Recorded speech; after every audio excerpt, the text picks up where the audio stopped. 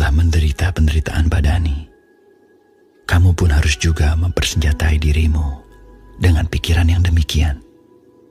Karena barang siapa telah menderita penderitaan badani, ia telah berhenti berbuat dosa. Supaya waktu yang sisa jangan kamu pergunakan menurut keinginan manusia, tetapi menurut kehendak Allah.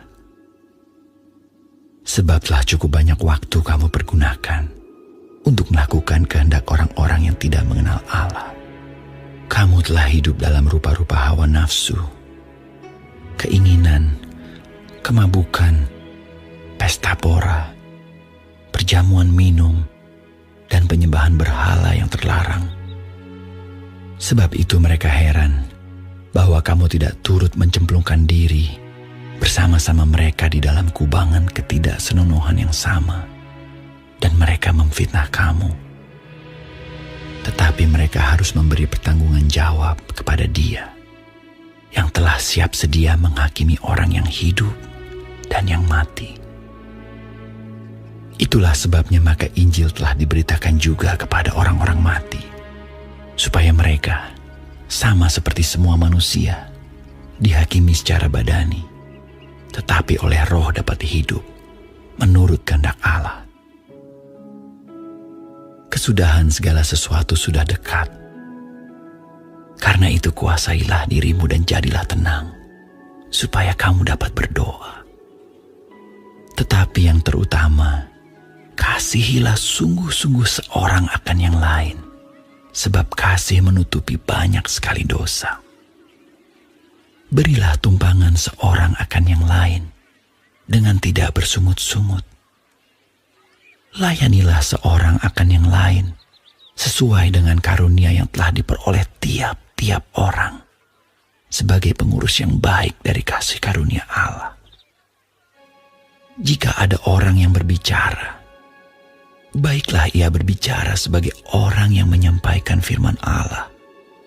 Jika ada orang yang melayani, baiklah ia melakukannya dengan kekuatan yang dianugerahkan Allah, supaya Allah dimuliakan dalam segala sesuatu karena Yesus Kristus. Ialah yang empunya kemuliaan dan kuasa sampai selama-lamanya. Amin. Saudara-saudara yang kekasih, janganlah kamu heran akan nyala api siksaan yang datang kepadamu sebagai ujian, seolah-olah ada sesuatu yang luar biasa terjadi atas kamu. Sebaliknya, bersukacitalah sesuai dengan bagian yang kamu dapat dalam penderitaan Kristus, supaya kamu juga boleh bergembira dan bersukacita pada waktu Ia menyatakan kemuliaannya.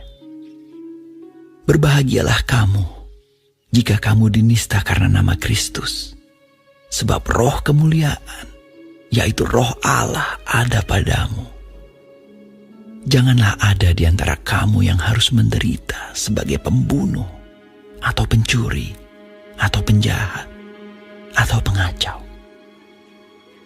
Tetapi jika ia menderita sebagai orang Kristen, maka janganlah ia malu, melainkan hendaklah ia memuliakan Allah dalam nama Kristus itu. Karena sekarang telah tiba saatnya penghakiman dimulai, dan pada rumah Allah sendiri yang harus pertama-tama dihakimi. Dan jika penghakiman itu dimulai pada kita, bagaimanakah kesudahannya dengan mereka yang tidak percaya pada Injil Allah? Dan jika orang benar hampir-hampir tidak diselamatkan, apakah yang akan terjadi dengan orang fasik dan orang berdosa?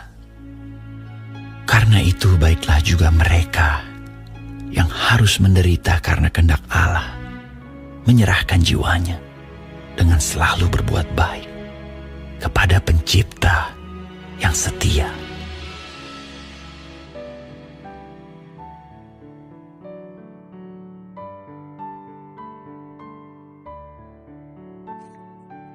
Shalom semua jemaat Tuhan. Kembali kita di dalam pendalaman Alkitab Clear Sight.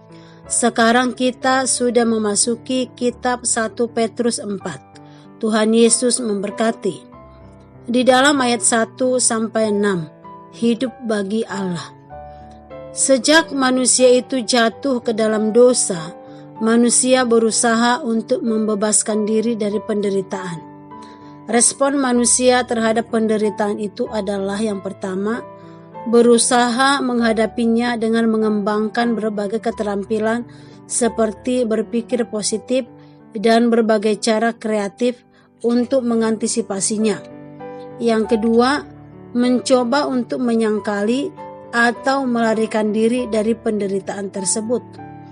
Lalu, bagaimana seharusnya sikap kita sebagai orang yang percaya di dalam menghadapi penderitaan? Kita harus melakukan kehendak Tuhan dan mempersiapkan diri untuk menghadapi penderitaan. Karena melalui penderitaan itulah kita bisa menguji apa yang benar-benar penting bagi hidup kita. Penderitaan membuat kita dapat melihat dengan jelas apa sesungguhnya prinsip hidup kita dan memurnikan hidup kita. Itulah sebabnya kita tidak boleh menyerah terhadap penderitaan. Mari kita gunakan setiap kesempatan yang ada untuk melakukan kehendak Allah. Penderitaan di mata dunia identik dengan kekalahan dan kegagalan, serta dianggap suatu hal yang sangat memalukan. Tetapi bagi kita tidak. Anugerah Tuhan terlalu berharga untuk kita sia-siakan. Hanya karena kita takut pada penderitaan, marilah kita minta kekuatan Roh Kudus untuk memampukan kita. Di dalam ayat 7-11, hidup orang Kristen. Pengharapan akan kedatangan Kristus yang kedua kalinya merupakan hal penting bagi iman kita sebagai pengikut Kristus. Pengharapan bahwa Kristus akan datang untuk kedua kalinya memotivasi kita untuk tetap konsisten dalam kehidupan ini sebagai pengikut Kristus. Saling mengasihi, saling melayani, menguasai diri dan menjadi tenang, saling menerima satu sama yang lain. Kedatangan Yesus yang kedua kali merupakan hal yang realitas. Ayat 12-19 menderita sebagai Kristen. Penderitaan sesaat di dunia ini yang juga dialami oleh orang Kristen berbeda dengan perlombaannya masing-masing. Orang Kristen rela menjalani penderitaan sesaat bukan untuk mendapatkan pujian, tetapi untuk memurnikan kita terus di dalam Tuhan.